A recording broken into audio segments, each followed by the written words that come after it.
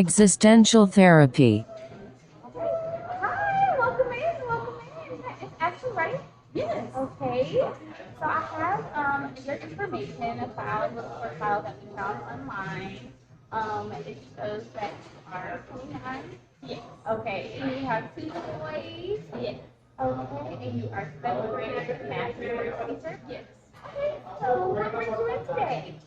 Just a lot has been going on at home and with work and with my children, and so it's just been quite overwhelming. And so I just felt that this would be the perfect time to work in some of these things.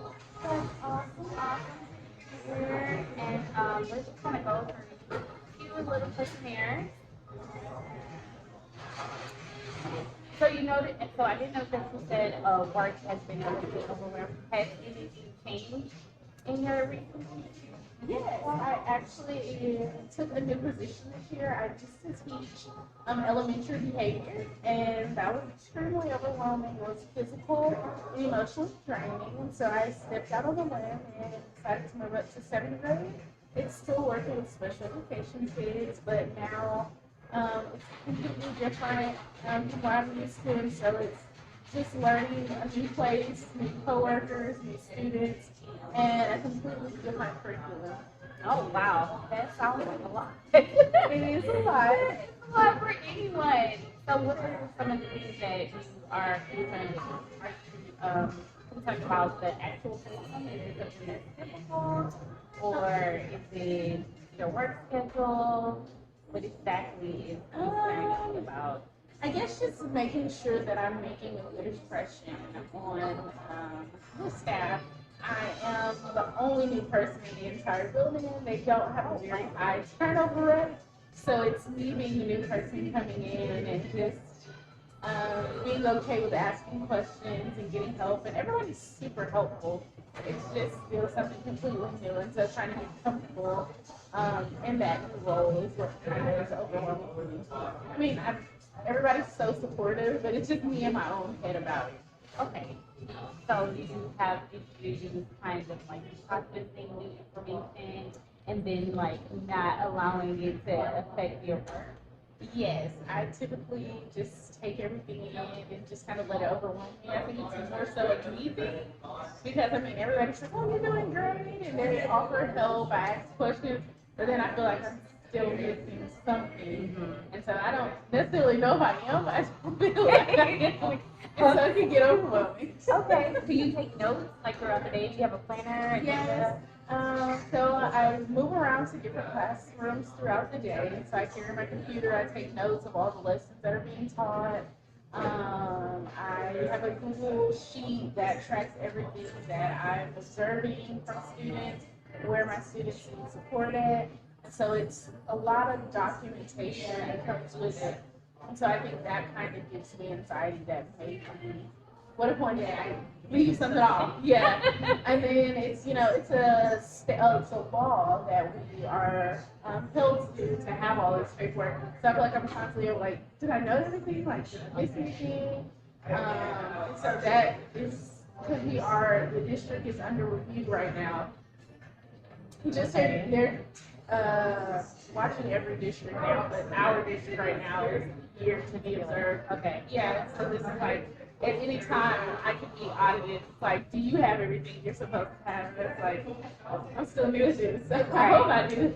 Okay. So is there like a checklist that they give you, a rubric that you can kind of like keep yourself on? Yeah, I have a binder that has everything literally detailed out to make sure that you have. So it's a lot of moving pieces, and as of right now, I do have everything together, but okay. I still just like I'm just constantly double checking. And then when you factor in like being a mom and in school and all of that, it's just I feel like my mind is like never ending on things that are happening in life. So what are some things that you do like for self care? I like to read and I do puzzles. So okay. Puzzles is great. Yeah. Like yeah. Yes, I actually have a puzzle app on my phone, so when I should be sleeping, I'll typically spend about 30 minutes to an hour before bedtime doing a puzzle to just decompress for the night. Okay, and how many hours of sleep do you think you get? I probably get about 6 hours of sleep every night. Okay. I have insomnia, so that's another thing. I'm watching the clock. And like, I have this many hours until I have to be up.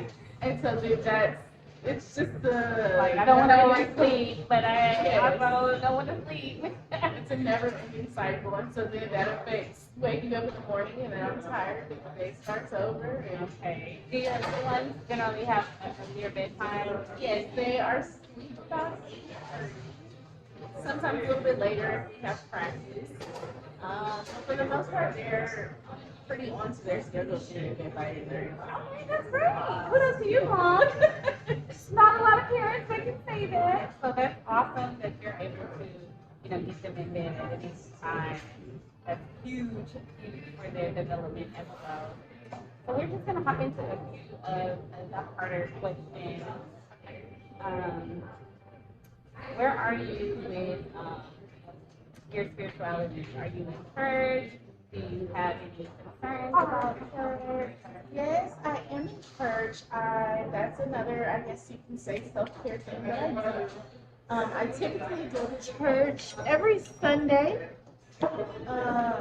I'm very in tune, I would guess you can say. I really enjoy it. I feel like it's the one thing that I can look forward to at the end of every week. Okay. Or at the start of every week, because I'm going to be in church on Sundays. It's kind of truly a way to decompress and spend just my time with God and not worry about anything else while I'm there. Life starts back up once I leave, but while I'm there, I do let it just be about what's happening in that moment. Right. And then I do Bible study on Wednesdays. It's virtual, so I'll make sure I make the time, no matter what I'm doing, to be able to do Bible study. And those are the 2 times that are just like directly for me. I pray in the morning on the way to school and work. Yeah, that's one of the things that we practice doing every morning on the way, just kind of help get everybody's day started. And then we don't always get to do it at night, but I do try if I remember or we're not doing things to make sure I pray with them at night. Okay, that's wonderful. Wonderful. That's also a good stress relief strategy, incorporating your faith into whatever you do in your day-to-day life. Okay. Do you feel like it's harder to prepare for the future or to live in the now? Is it harder to prepare for the future or live in the now? I think for me, I'm in a place right now that's kind of both are hard for me. Okay, I want to live in the now because so much is happening right now. I mean, you want to plan for the future, but because of the things that are currently going on, it's kind of hard to look forward to what's truly going to come in the future. I mean, my biggest takeaway right now is like life is hard. And so, of course, I have to live day by day, take things day by day. But I do have long goals and things that I'm looking forward to. It's just the place that I'm at is kind of like, how do you get to that point? And that's where it gets overwhelming because I want so much to happen, but it comes to where that's going to happen. Yeah, sounds like it's definitely harder to say. I feel like we kind of have no choice. It's a little harder. Okay. Well, do you feel like death is a concern for you? Like you struggle with the idea of death or even death? No, I think I'm okay with death because I know it's going to come one day for everybody, no matter what you can do. It's more so about when it's going to happen. I don't think I'm really afraid of it. Will I be ready for it? The whole preparing for the future thing. Yeah, that's like, will I be ready for it? Of course. No, I mean, nobody will take me as long as I'm going to leave my children behind or things like that. I've done the whole have life insurance thing set up. I have a big plan that I would like to have happen in the event something happens to me now. And being so young, talk to my mom and things about that, where would they go, things like that. But ultimately, I just go on my faith that it'll all get taken care of when that day comes. But I pray it doesn't have to. No, I totally understand. I have well, what about time? How are you with time management as well as progressing through the day? My time management, I'm pretty sure you have a lot of hours that you gotta. My time management is okay. I feel like it's one of those things that can definitely get better because I have so much go on and it's always something to be done. And sometimes I'm just like overwhelmed by everything that I need to be done. And sometimes I just shut down. I want to take a nap. Self-care. Yeah, and I'm like, that's not the best choice, but sometimes I just, it literally becomes too much. I'm like, oh, I can't do this. I mean, I've been told that that's signs of depression, but I just feel like that's the way I kind of handle things. And that affects the proper time management that needs to be done. But I mean, that's all I got. I try. Do you feel like you're depressed? Or maybe a little bit. Ready to turn it off. Like, yeah, I mean, life is super overwhelming. Like, it's hard. I'm a single mom. I have my children, and I try to have some sense of normalcy by letting them do their sporty activities. But that's just the defense of life is falling apart for mom. And let me let them not see how hard I guess life is for me by giving them something that they're used to, and so that's they're just gonna smile through it and push on and make the best out of it. Huh? Do you enjoy watching? I do enjoy going to the sports center. That's another thing that makes me tired because of the commitment of all the practices that we have to go to and the games and the money that's spent behind it. It's just one of those moving pieces, but you gotta stick with it and or to give them something that they can look forward to. And they love it. They love it. They really do. Okay.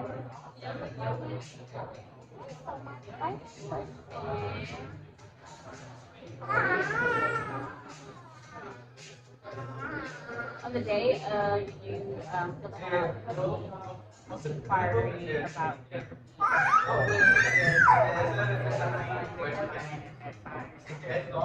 I have to figure out a way to not be so overwhelmed all the time. What's the proper way to manage all of this? Is there something that can help talking about it to be helpful? Because I don't necessarily know if I'm really looking for a solution. It's just maybe it's that freedom of me to just let it out. But I don't really know.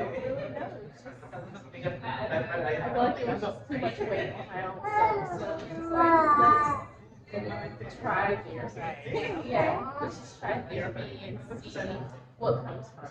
Okay, so you had an expectation of just like decompressing and kind of finding your center. Yeah. Okay, that's awesome.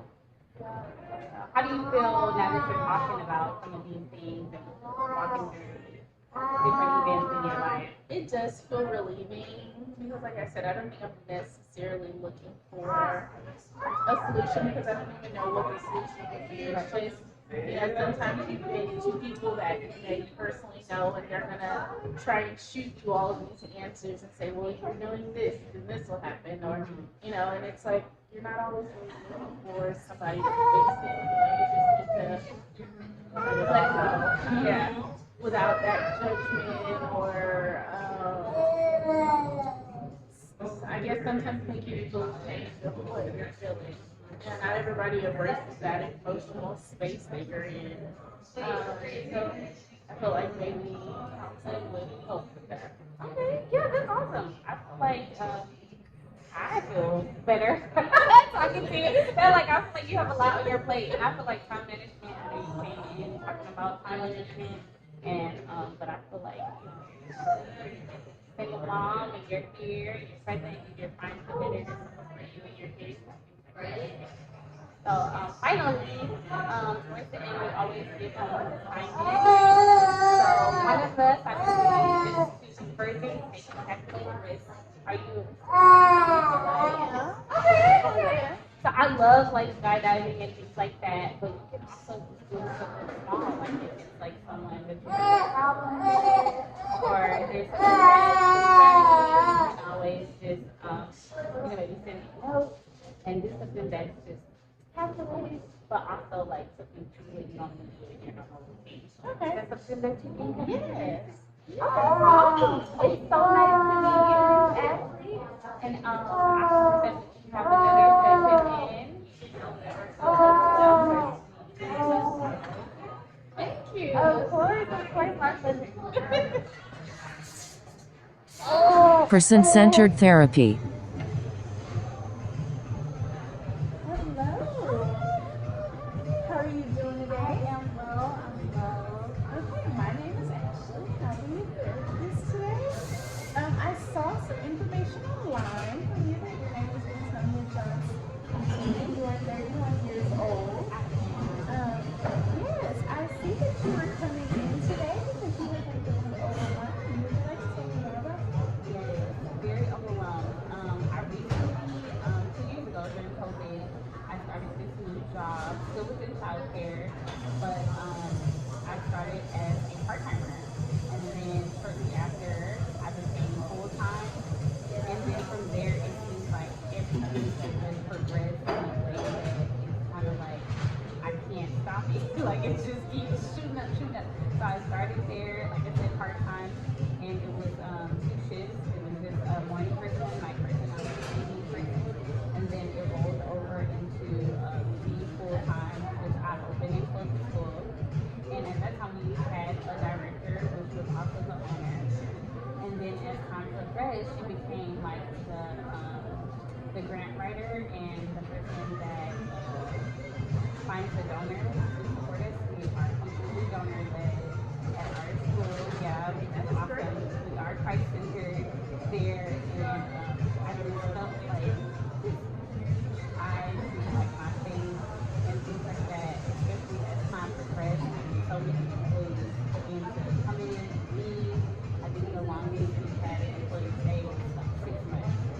And so we've been open for 2.5 years, and it's super, super, super like frustrating to see all these faces come in with the kids and our like after such a short amount of time. I do know that in this child care field, especially early development, kind of rates is really high. So I do expect that, but at the same time, it's just being like Christ centered and really focused on like the parent and the child relationship. Besides me, the teacher slash director, it's become like a lot. Like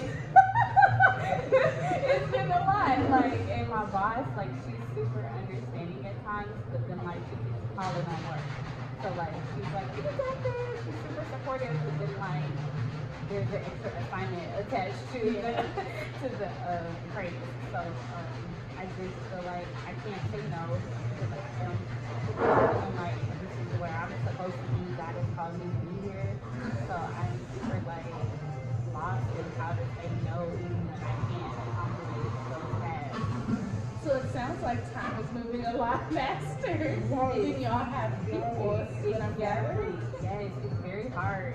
And with me having a newborn, she's 7 months now, but and during that process, I literally didn't take a maternity leave.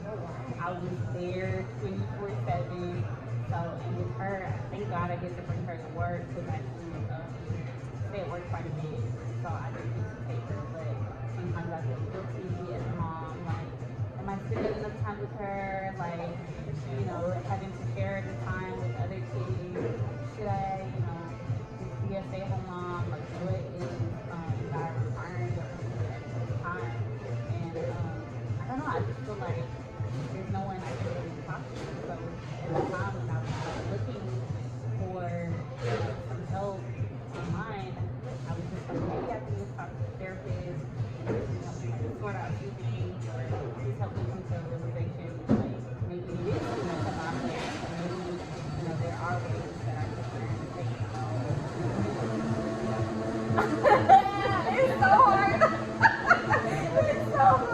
like even with strangers, like I have a problem with saying no. And I can get that. That can be challenging. You seem to have a big heart, a giving heart. So, do you feel as if you are able to talk to your boss? Do y'all have the type of relationship that you can be honest with her about where you are at?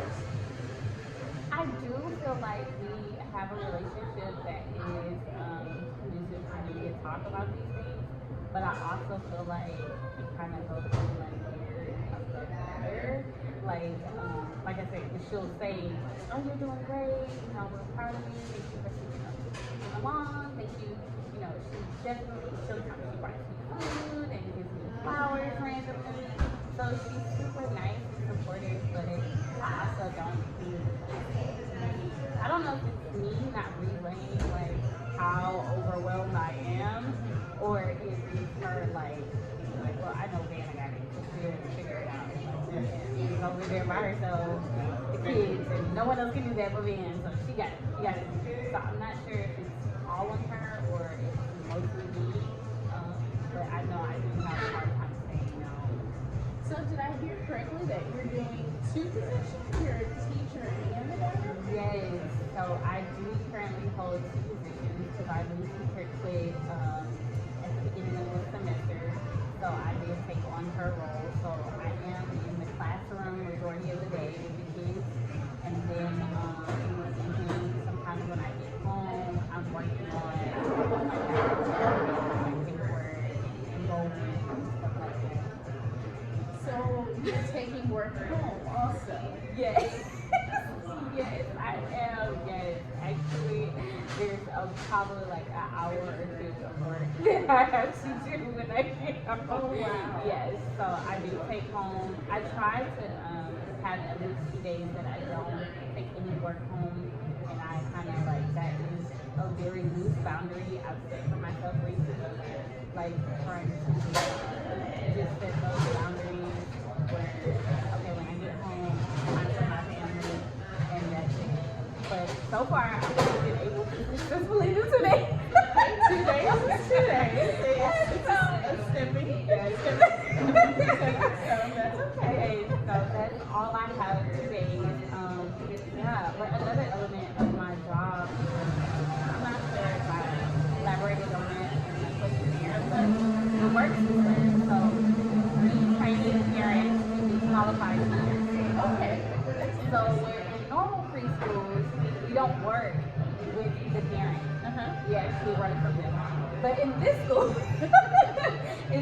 the parents are trained to be teachers, and in exchange for them volunteering 1 day, they get the rest of their free time. Oh, wow.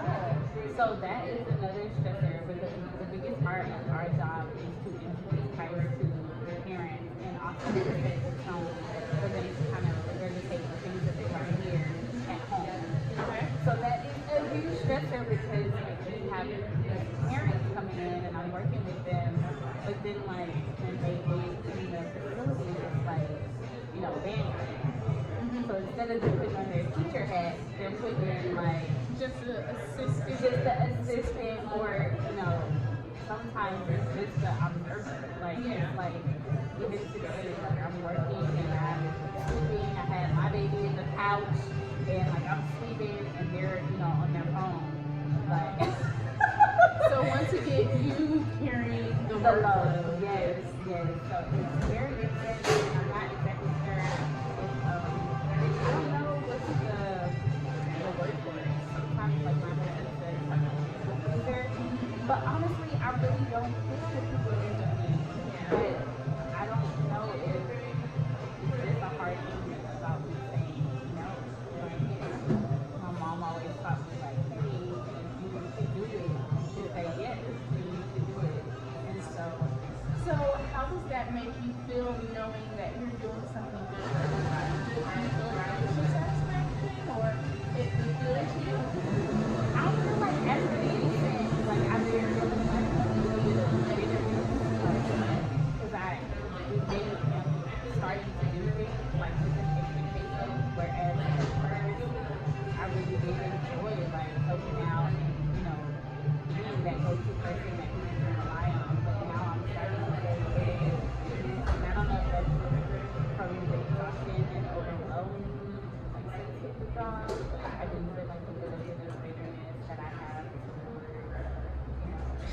wanting to do wanting to help out. Right. Yeah. Exactly.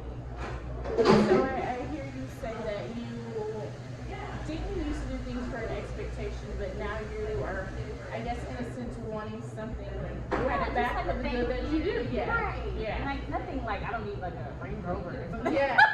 But But like, still, yeah, just just to a be nice, almost or noticed. even just helping out sometimes. Like Yeah. that shows like that you're actually appreciating what I'm doing versus like, you know, me not caring if I got mad at first. Like I don't know, does that make me a bad person? No, I don't think it makes you a bad person. I mean, you seem to be somebody that works really hard and kind of work hard. So, what do you feel that maybe if you had a conversation with your boss that something she could do to help you in real time, not just a thank you or a how are you? What do you possibly help with? Recently we had a conversation and it went fairly well. Like she was thinking of implementing like a policy where the parents had to prove that they're actually working or in school to even qualify for the program. And I think that kind of like is based on like just utilizing our time properly. Because like sometimes, you know, like I said, we work with the parents, so they'll be telling me how they got all this sleep and they got to do laundry and you know, with our care, but it's like what? Maybe not really benefiting. Yes, because we are need-based. Yeah. Like, because we have people that aren't working 60 hours a week that's donating this money for us to, you know, stay open. So we do like want them to be doing something with the time. Yeah, You know, that's good. you know that we're watching them do. And so I thought that was the first step of like her actually hearing me and like my concerns with sometimes with the parents and kind of like consistent and not really appreciating it. So you mentioned, because I hear that you're really overwhelmed. If you were to decide to take a step back as a stay-at-home mom, what do you feel like? Do you feel like you would still feel satisfied if you were to take a step back from work? Because work seems to be a big thing for you. Definitely not. I don't feel like I would be fulfilled. I don't feel like my time would be used wisely. You know, I love my daughter, but I don't feel like time is just meant for us. Not there's so many stories in the Bible that he just gives you things that I don't feel like I would have to completely provide me with very long. So do you feel like there's any other way that you can serve the purpose that you feel God has given you in a different way? I don't know. Like I feel very attached to my job. I feel like he's definitely multiple times have told me that, you know, wait it out, see what's gonna happen. But I do feel like in this season, like he's reminding me to be more of a leader. And I think that is what brings a little bit of discomfort for me. Like I am always like a leader, but I've never like really had to do the challenging leadership things, like tell people discipline, like you know those type of things I never really had to do, but I've been in leadership roles, and so I think that that's what he's trying to like get me to feel comfortable in doing for the next season, like kind of understand like okay, hey girl, like I need you to be more affirming, I need you to be more direct. There's times where like I use the sandwich method a lot with parents. I'm like, oh, you did a great job. But like, you did a great job. And then I'll throw in like a little bit of like, okay, but this is what we're looking for. This is where you're lacking. And then I'll throw in it, you know, bottom bun. And I'm like, you did so great. And so I think like the message kind of gets lost in that method because it's not effective. Like I don't see it. So what do you do for yourself in these moments of feeling overwhelmed or, you know, taking on this huge workload? Well, I do practice breathing exercises. I actually do it with the kids at school all the time. It helps me their character and it also helps me to decompress sometimes. I try to worship and just kind of like being with the family and not really doing anything but like work. But school has a factor in that, so most of the assignments are due on Sunday, so it has become definitely like a family slash school day. So I do think like that is kind of like interrelated, like trying to balance it all. Because now I spend time that was for family and school, so I am married, so my husband's like, okay, let's start. As soon as I get a plan, I'll let you know something. So, yeah, I think that part has become a Okay, well, our session is coming to an end, but I would like to challenge you this week to really dive deep and think on what would be something that benefits you in this. How can you manage being overwhelmed? And maybe talking to your boss if possible and see what solution y'all can come in that is fitting for both you and for her, because I feel like you really like your job. I do. And you seem to be awesome at it. You wear a lot of hats, which is a great thing. You don't find too many people that is willing to do all of those things and not run as you stated that people always leave. So I challenge you to really take time for yourself and figure out what really makes you happy and what's the best decision for you. And hopefully you can get some more sessions scheduled. All right. No problem.